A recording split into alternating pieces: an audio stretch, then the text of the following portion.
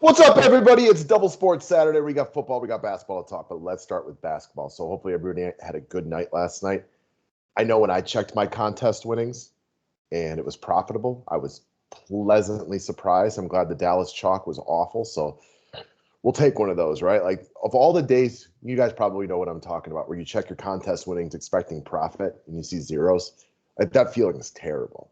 But when you expect to see zeros and it's positive, I mean, that's what keeps us coming back day after day. Although, you know what, I guess the days you lose keep me coming back as well. So I hope everybody else had a good night. If you didn't, good news. We got a full slate tonight, so let's jump on into it. And I wish everybody the best of luck. Click that thumbs up button. Let's roll, guys.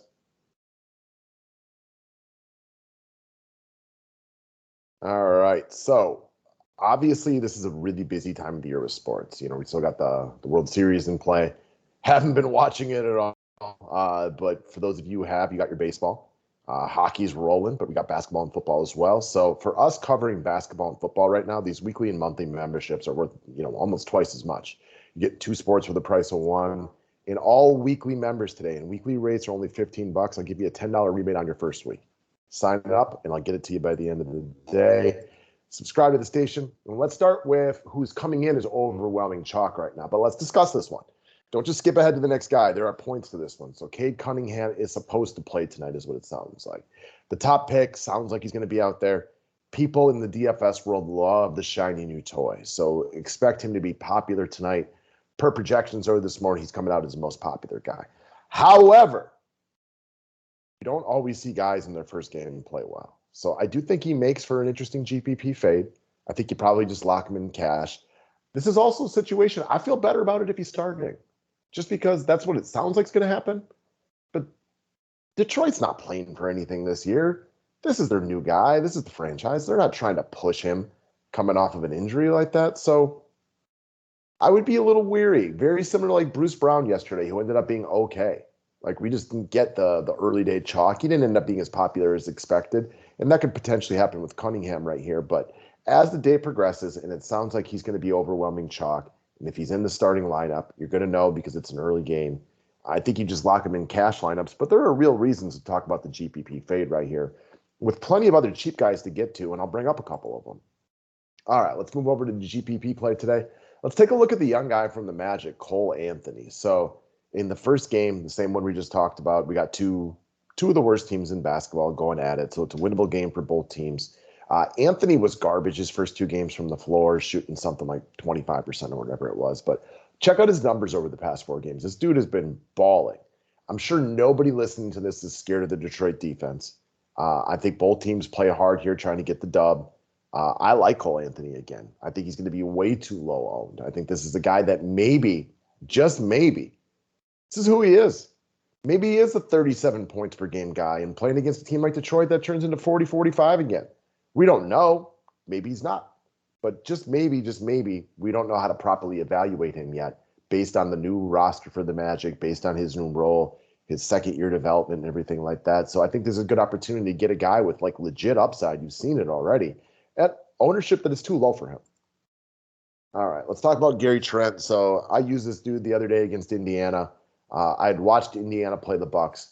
I watched them not be able to successfully guard the three-point line, and I wanted to get some Gary Trent in my life. So he scored well against Indy the other day, but he shot poorly. He was just fortunate to get 5 steals. So I want to say that was a little lucky right on my part. Well, if he shoots it well tonight, I think he's in line for 30-plus. He's averaging 27 points this year. He's only 4,600. Indy played last night, hard-fought game. That can only be good for the Toronto Raptors right here. Not a lot of defense in this game. Trent's playing big minutes. Toronto has to play every game to win because they're like a fringe playoff team potentially. So he missed his shots against Indy the other day. No reason that he wouldn't make them today. So I like Trent at 4,600. I think he's a solid play for any format. Next up, let's move it over into long shots for the day. Check out Julius Randle. So I want to talk about him as a pivot off my favorite player, Giannis Antetokounmpo. So y'all know what a big Giannis guy I am. I've been singing his praises for like 6 years now. You've heard every minute of it. You know how much I love that dude. I think there are reasons to potentially like Randle over him tonight. One, there is a price difference, right? Like that is baked into the situation right here. If they were the same price, I would just go with Giannis. However, Milwaukee lost kind of an embarrassing game the other day. Not that there was a lot they could do about it. Minnesota just played a great game. Credit to them. Milwaukee's down a bunch of guys already, and Minnesota shot the lights out and played a great game. Doesn't mean they won't be extra motivated today. So the reason that you look for that is because these are the type of games playing against we'll call them a mediocre Spurs team, that in Milwaukee, I think you got every potential that Giannis, maybe with the game tomorrow, Milwaukee playing some of their best ball tonight, I could see them very motivated today, playing a very good game, getting up, and maybe Giannis loses a few minutes. I mean, same price, I'm always going to go with Giannis. I also think the Knicks-Pelicans could maybe be a better game. I don't usually do the revenge narrative. I don't think it tracks. I told you guys all about this a couple of years ago.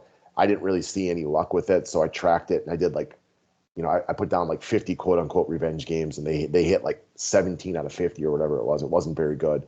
So I don't read a ton into that. But if you do, because that's not a really big sample size what I'm talking about, you got that in your back pocket as well. What I love about Julius Randle is Thibs plays his dudes. Like, they are not out early. They didn't play yesterday. They don't play tomorrow. He definitely seems expensive. I think at the surface against the Spurs, Giannis makes more sense than Julius Randle. But I could definitely see Randle matching his score at a lot less money. I think it's a possibility today, especially if the other guys on the Bucks, the Connangtons and the Middletons of the world and everybody like that plays well. Next up, shake it. We're talking Shake Milton from the Philadelphia Sixers, only 3,200. So this is another one. Like, I see this as only a long shot by ownership. I think there's every opportunity Shake Milton outscores CADE Cunningham tonight at a fraction of the ownership. For those of you who like specific multi-lineups and GPPs, I think that's an interesting pivot. Assuming Simmons is just out on the Sixers, like he never plays another minute, I think Shake Milton and Maxey kind of share the point guard duties, but I think Milton could end up being the guy. I like this guy's game. He's got offensive aggressiveness and assertiveness, and he's got game. Dropped a 24 spot in the opener, 3,200. So you got like the $200 price raise, not enough. He could definitely play more minutes tonight. I think Shake Milton, like if I had to pick a guy to 10x today at low ownership, this would be the dude right here. So again, it's not a safe thing. He's probably coming off the bench again and everything like that, but I think he could start taking some minutes away from Maxey. I also think they can play together as kind of like combo guards. So that's what I got today, guys. I'll hit you with some NFL later. I appreciate y'all watching. Click that thumbs up button and have a wonderful Saturday.